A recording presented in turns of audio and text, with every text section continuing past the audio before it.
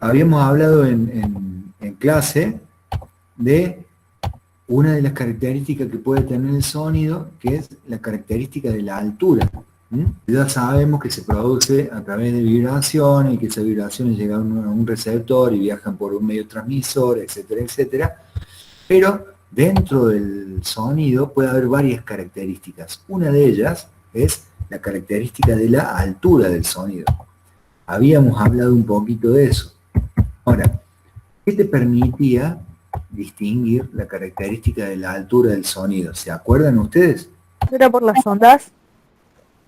Eso, por las ondas. ¿Y qué otra cosa, qué otro dato te daba la característica de la altura? ¿Qué te permitía distinguir en un sonido? Si un sonido era agudo, Que otro era grave o y otro grave, profe. grave. Eso, muy bien, muy bien. Esos son mis alumnos, bien. O grave. Ahora mira, la pregunta sería la siguiente. ¿Por qué un sonido, estamos hablando de la característica de la altura, ¿sí? Ahora, ¿por qué un sonido era agudo o por qué un sonido era grave? ¿Se acuerdan ustedes? Porque tienen distintas frecuencias. Espectacular. Los sonidos más agudos tienden a tener más cantidad de frecuencias o de vibraciones por segundo que los graves, ¿sí? Mira, tengo un gráfico acá para despejar dudas que lo vamos a agregar ahí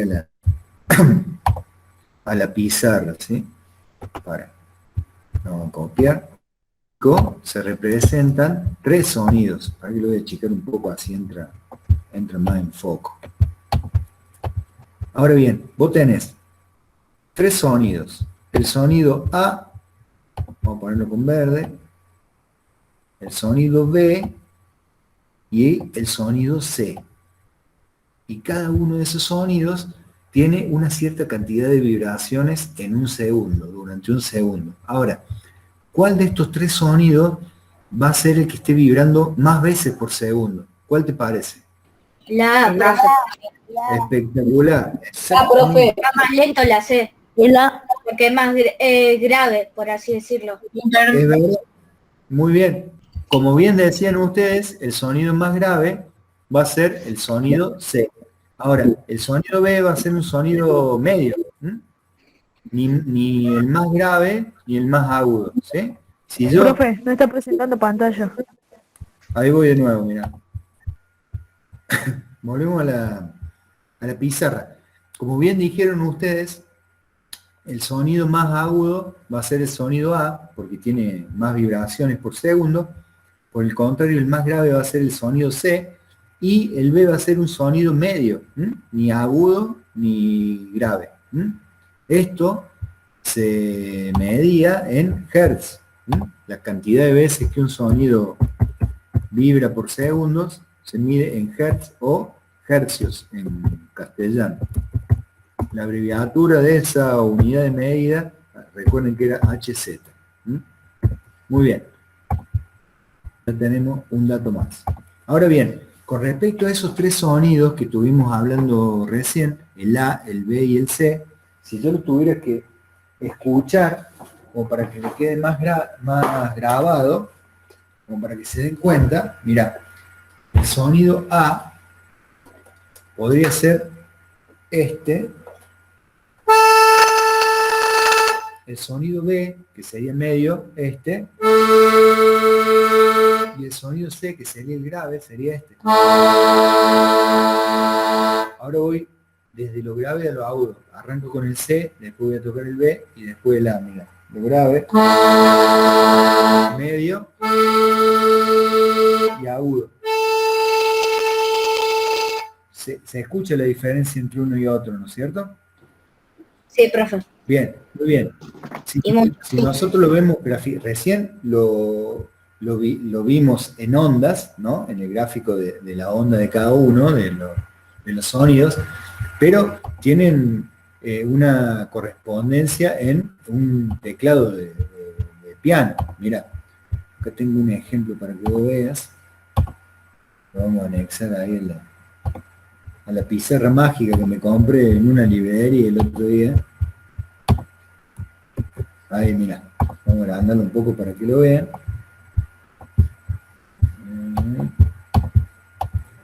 Aquí tenés un teclado de piano de concierto, o sea, de 88 notas. Ahora bien, mira, en la mitad del teclado dice middle C en inglés, o sea, C es la nota do del medio del piano, o sea, esta sería la nota conocida como el do central del piano. Esa nota, ese do central, está vibrando 261,63 veces por segundo, o mejor dicho, 261,63 hercios. Es. Muy bien. Ahora, la escala se organiza a partir de ese do. Ese sería el do, acá estaría el re, este sería el mi, fa, sol, la, si, y etcétera, etcétera. Se vuelve a repetir ascendente o descendente, ¿no es cierto? Ahora, si nosotros nos centramos en esta nota, que ya dijimos que es la nota la, de la octava central del piano, esa nota la está vibrando 440 veces por segundo, o 440 ciclos, o 440 Hz.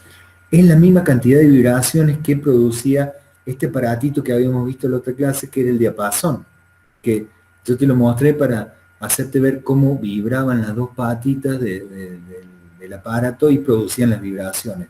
Esa nota sonaría... Sí, decime. De que eso era parece un afinador de piano.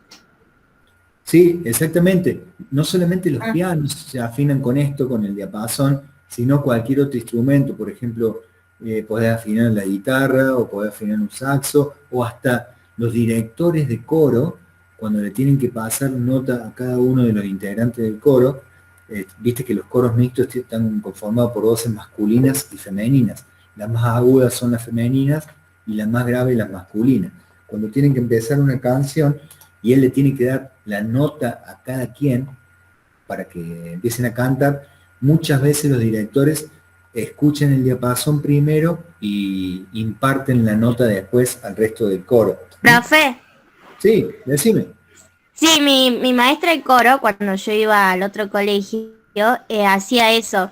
Se ponía eso y después nos decía las notas y ahí empezamos a cantar. Claro, claro, porque sacan el resto de las notas que tienen que decirle a cada una con relación a esta nota que da el diapasón, que es una nota la, y que es la nota esta que yo te decía del la de la octava central. Mira, yo no sé si se va a ver ahí en su casa, pero en el mango del instrumento dice 440, o sea, la cantidad de veces que va a vibrar cuando yo lo active. Mira, por ahí escuches, es una frecuencia, no tiene mucho volumen, así que por ahí, si subís un poquito la compu, lo vas a escuchar. Yo lo voy a golpear para que se active y lo voy a acercar al micro para que escuches. Es como un acople finito, mira. ¿Se escuchó un poquito ahí? ¿Cómo vibra? La guitarra. Sí, se escuchó. Se escuchó.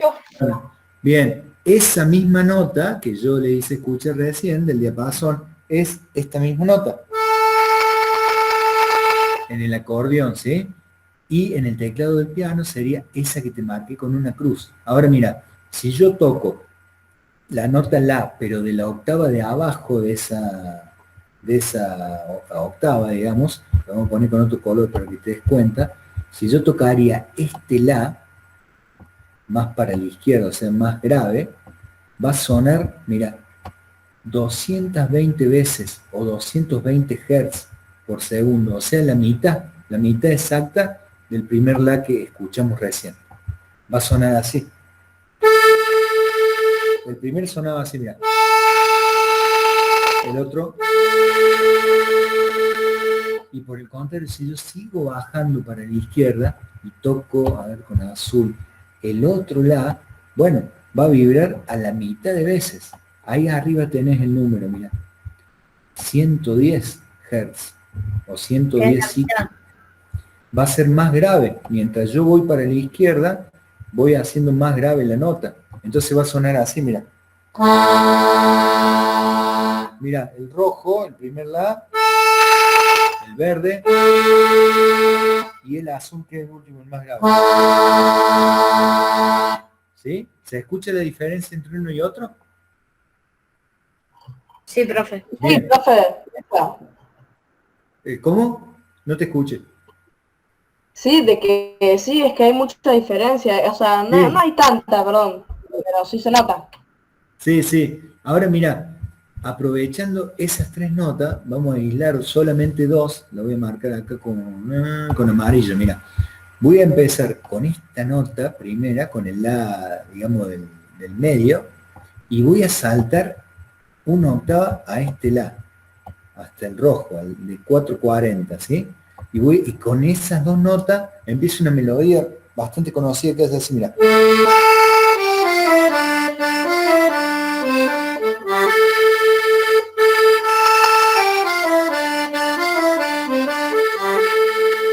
¿Viste? Las primeras dos notas son ese salto del la de 220 al la 440 y después, bueno, la melodía va bajando y resuelve, ¿sí? Pero eso lo toqué para demostrarte que las melodías se forman mediante el salto de notas que pueden ir de lo agudo a lo grave o de lo grave al agudo o pueden quedarse un momento en determinado registro y saltar a otro. Y bueno, en ese juego se forman las melodías, ¿sí? Como les dije, la característica de la altura del sonido, que es la que estamos trabajando ahora, te permite saber si un sonido es agudo o grave. Hasta ahí todo bien, ¿no es cierto?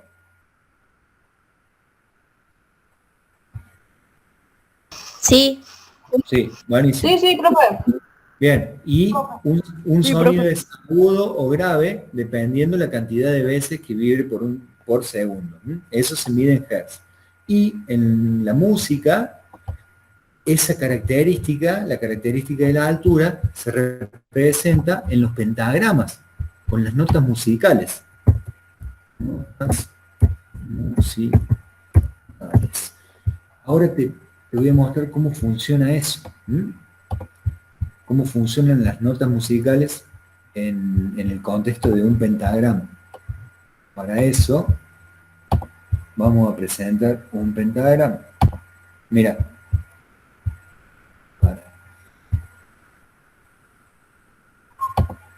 Ahí está. Ahí tenés dos pentagramas, ¿sí? Nos vamos a remitir al primero. Entonces, mira, si vos te pones a ver, las notas más graves se van a escribir más abajo en el pentagrama y las notas más agudas se van a escribir mientras más arriba estén escritas, más agudas van a ser. En este caso, la nota más grave del primer pentagrama va a ser justamente la primera, miren. Esa es la que está escrita más abajo. Y en este primer pentagrama, la más aguda que vos vas a escuchar va a ser esta, que está escrita más arriba, ¿sí? Que es la misma que esta en realidad. ¿Está? Ahora mira, vamos a hacer una cosa. Voy a tocar la primera frase, o sea, voy a largar con esta nota y voy a llegar hasta esta nota de acá. La más aguda que vos vas a escuchar en ese fragmento va a ser esta. ¿Sí? Mira, mira cómo suena.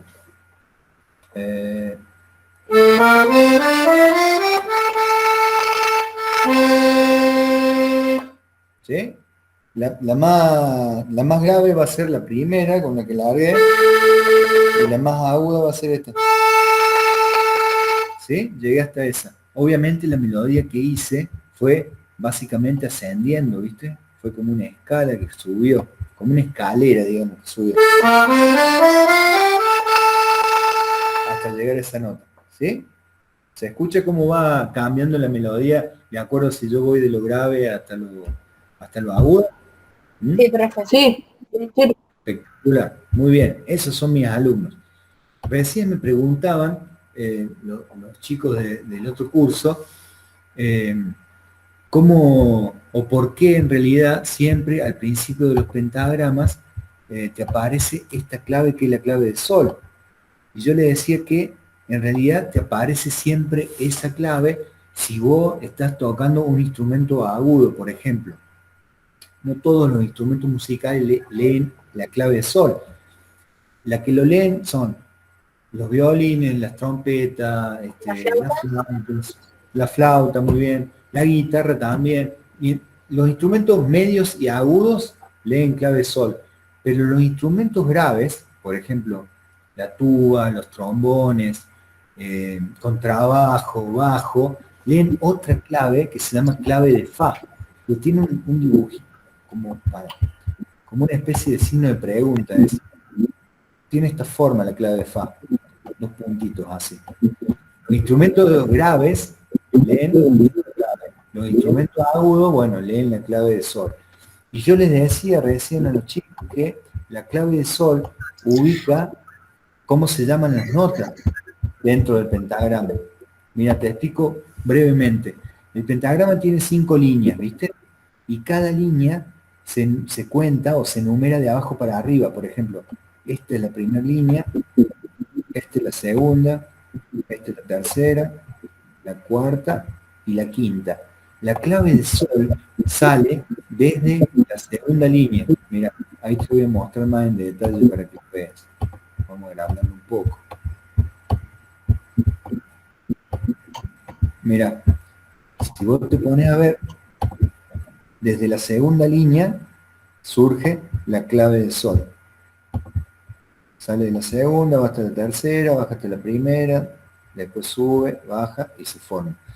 Y eso te da el dato de que cualquier nota que vos veas en la segunda línea se va a llamar sol, porque la clave le da el nombre a esa nota. Mira, esta nota es la nota sol.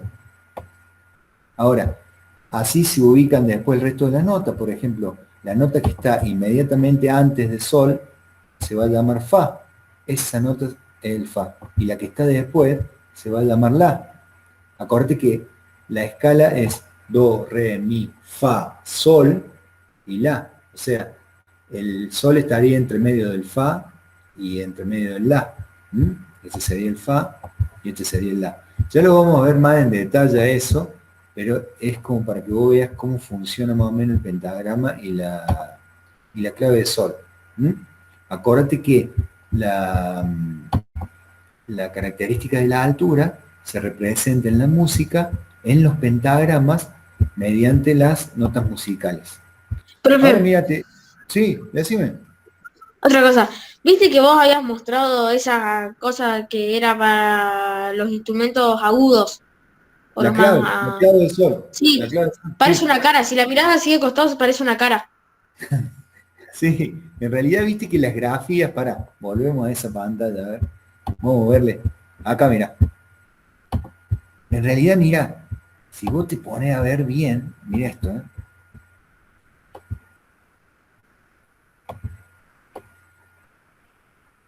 Es un pájaro. Sí, ahora le vamos a completar más esto para que se luzca más el pico. En realidad las grafías musicales tienen un porqué. Esto no, es pura imaginación, ¿no? Bueno, pero mira, las figuras musicales, por ejemplo, viste que está la redonda o la blanca o la negra, ¿sí? Ahora, ¿por qué se llamaron así? Bueno, porque antiguamente, cuando los papeles no estaban amarillentos, digamos, eran blancos, y la única tinta que se fabricaba en aquel entonces era la tinta negra. Entonces, si vos hacías en esa, para que voy a borrar, así vamos desde cero, mira. Si vos en ese papel dibujabas un círculo, bueno, era una redonda. Ahora, si a esa redonda le agregabas una plica o una patita, se convertía en blanca. Y si vos la pintabas con la tinta negra, para que se convertía en, como dije, en negra. Y si a esa negra vos le agregabas un corchete, se transformaba en corchea. Si le agregabas 2, en semicorchea. Si le agregabas 3, en fusa. Y si le agregabas 4, en semifusa. Y ahí viene el nombre de las figuras musicales. ¿Ves? Es como que tiene una cierta lógica. ¿Se entiende?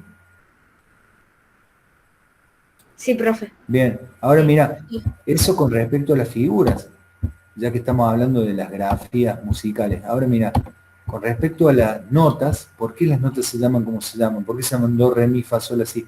Eso viene de la Edad Media. Mira, tengo acá una partitura vieja para mostrarte. Al principio, la música se transmitía, digamos, de boca en boca, por transmisión oral. Pero ¿qué pasaba? Las melodías se iban desvirtuando porque por ahí uno se la memorizaba más o menos y cuando se la comunicaba a otro, el otro no sé, la escuchaba medio parecida, entonces la melodía original se iba desvirtuando. Entonces, bueno, tuvieron que inventar algo para registrarlas y que queden siempre grabadas de la misma manera y que se interpretaran de la misma forma, ¿sí? Pero en ese entonces, en la Edad Media, no había posibilidad de grabar un disco para que vos escucharas bien cómo era la melodía. Entonces tuvieron que recurrir a la escritura. Ahora, los primeros pentagramas no eran pentagramas, tenían 4 líneas nomás. Mirá, si vos contas, son 4, eran tetragramas, o sea, de 4 líneas, ¿sí? 1, 2, 3 y 4. Y las notas musicales, como las conocemos hoy en día, las figuras, no eran redondas, blancas, negras, etc. Tenían otras formas, ¿sí?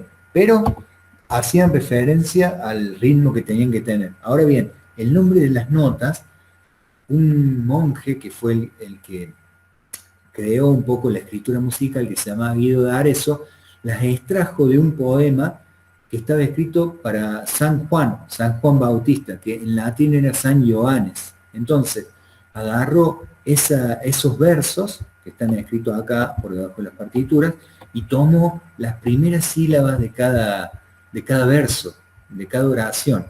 Por ejemplo, la primera oración que dice ut quen laxis, acuérdate que está en latín, tomó la sílaba primera que es ut. Ahora, de la segunda oración tomó obviamente el re, y así.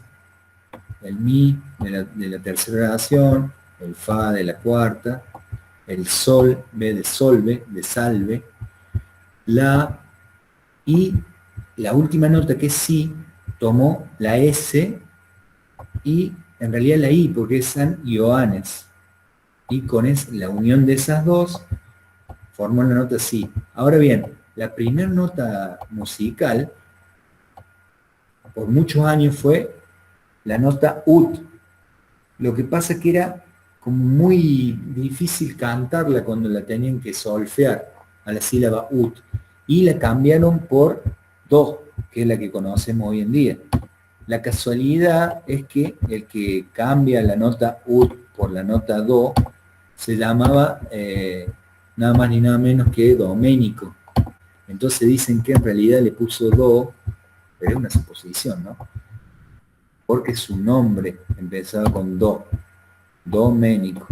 Ahora, por ahí con esa teoría, si el tipo se llamaba, no sé, Marcelo, bueno, la primera nota tendría que ser ma. La escala sería ma, re, mi, fa, sol, ¿entendés? No sé, puede ser una coincidencia nomás que se haya llamado Doménico. Y ahí viene, por ejemplo, el nombre de la nota. Sol, la, si, lo sería. ¿Cómo?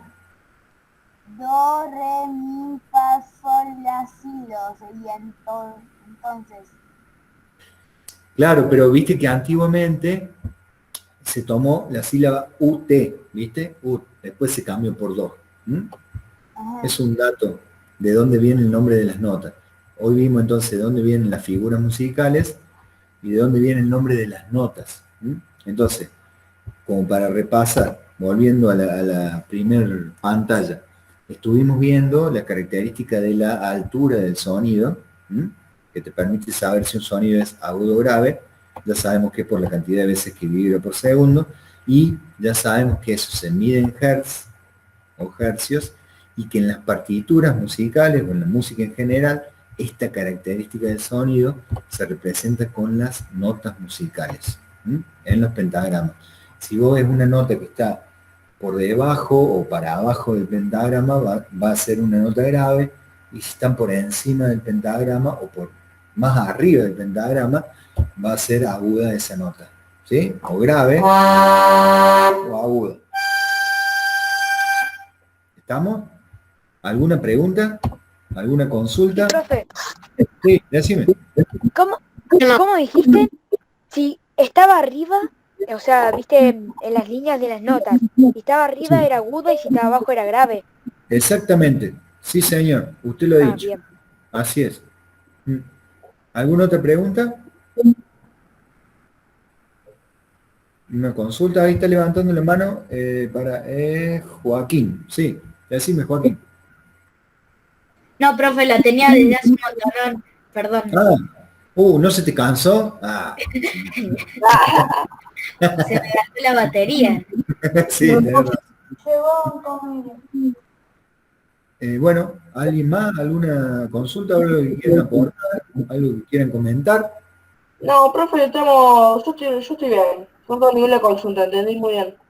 Bueno. Profe, el Bueno. dibujito ese que era de donde se colocaban las notas do, re, mi, fa, sol, la, si, do, que eran las 5 rayitas, tenía un nombre, me parece. Sí, se llama pentagrama, maestro. Ah, bien ese, Sí. no me acordaba. Acordate de que se llama pentagrama porque tiene 5 líneas. Penta significa 5 y grama significa líneas. Pentagrama. Muy bien. Claro. Ya, Gracias, profe. ¿le puedo decir algo? A mí, yo estoy que toco la guitarra hace mucho y recién, o sea, porque yo no entendía muy bien la partitura. Claro. Por lo de las notas, que en realidad es muy difícil de leer y cuesta mucho. Pero si te pones, en realidad, por ejemplo, si una persona vieja deja esa escritura en una partitura, podés hacer la canción re bien porque están los tiempos, como te muestra el cambio. Si vos pones los acordes nomás, es solamente los acordes, no sabés cuál es el ritmo, cuál es ¿entendés? Así. Sí. Yo por eso empecé a estudiar un poco más la partitura. Sigue siendo muy complicado porque es como que cada canción tiene su nota y su modificación y es muy complicado. Pero sirve mucho más. O sea, es mucho más profundo, pero está muy bueno. Sí, tenés razón, Francisco, y acordate también que es cuestión de práctica, ¿viste? Ahora mira, por ejemplo, lo que le pasa, vos que tocas guitarra, lees clave de sol, que es la que estuvimos viendo recién, ¿viste? Bueno, no todos los instrumentos, como dije, leen esa clave, ¿viste? Hay otros instrumentos que leen la clave de fa, que son los instrumentos graves. Ahora, en el caso del piano, que tenemos el teclado, están comprendidas todas las notas de todos los instrumentos de, por ejemplo, una orquesta sinfónica. Suponete, si vos estás escuchando la flauta piccolo, que es aguda, bueno, estarás escuchando las últimas notas del teclado del piano. Por el contrario, si vos estás escuchando una tuba o un contrabajo, estarás escuchando las primeras notas del teclado de un piano, o sea, las más graves. Y si vos estás escuchando, suponete, un saxo tenor o un saxo alto, bueno, estarás en el registro medio y medio agudo del teclado de un piano, ¿sí? Ahora, los instrumentos agudos, como dijimos, los que están en este sector leen clave de sol, y los que están en este otro sector leen clave de fa. Los pianistas tienen que leer las dos claves, o sea, lo que tocan con la mano izquierda lo leen en clave de fa, lo grave, y lo que leen lo que tocan con la mano derecha, que son las notas agudas, lo leen en clave de sol. Pero no es que primero leen, por ejemplo, toda la de sol y después la de fa. No, tienen que ir leyendo las dos claves a la vez. O sea, las dos manos a la vez en las partituras. Es como que vos, cuando lees un libro, en vez de leer de a un renglón como siempre, tenés que ir leyendo de a dos renglones por vez.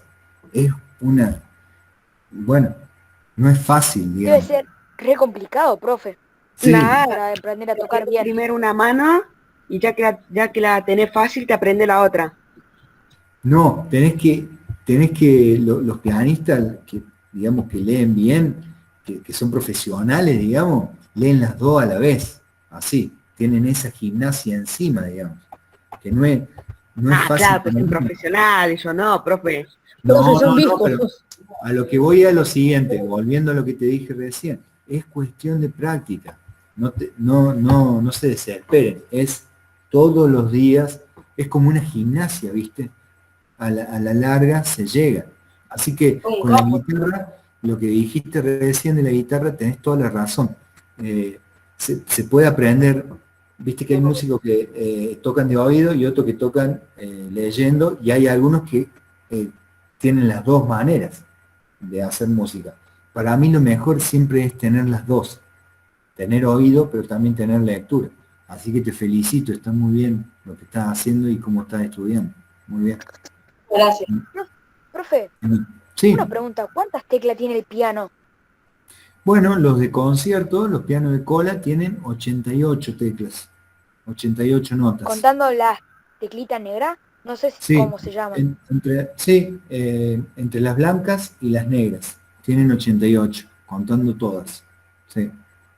Y Y las generalmente negras, las negras son o sostenidos o bemoles, dependiendo si vas ascendiendo o descendiendo. Pero le dicen los sostenidos o los bemoles. Sí. Mm. ¿Alguna otra no se consulta? utilizan mucho, o sí, se No, utilizan sí, en como otra realidad tecla sí. normal. No, en realidad sí, depende en qué tonalidad estés tocando vos. Mira, te voy a dar un ejemplo así rápido y práctico con el tecladito breve que tiene el acordeón, pero mira, para que vos veas. Bueno, Voy a tocar primero una melodía solamente con las teclas blancas y la misma melodía la voy a hacer sonar con solamente teclas negras para que veas. Mira, una melodía fácil, mira. ¿Ahí se ve el teclado? Sí. Mira, esta sí, melodía. profe.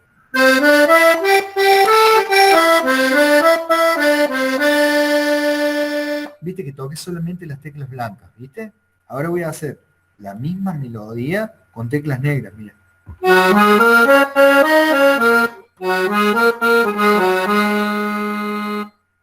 ¿Sí?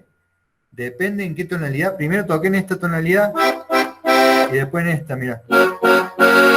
¿Viste cómo cambia la afinación? Primero toqué esto Claro, y después esto. ¿Sí? Entonces, las teclas blancas o las teclas negras no es que se usan más unas que otras, en realidad es la combinación de las dos. van combinando. Se van combinando, exactamente. Y de acuerdo a en qué tonalidad estés tocando vos o en qué escala estés tocando vos, usás más o menos de cada cual. O más blancas o más negras, o miti miti, o todas negras o todas blancas, depende. Depende de qué estés tocando, ¿sí? ¿Eh? Ah, claro, claro. Gracias, profe. No, de nada, che.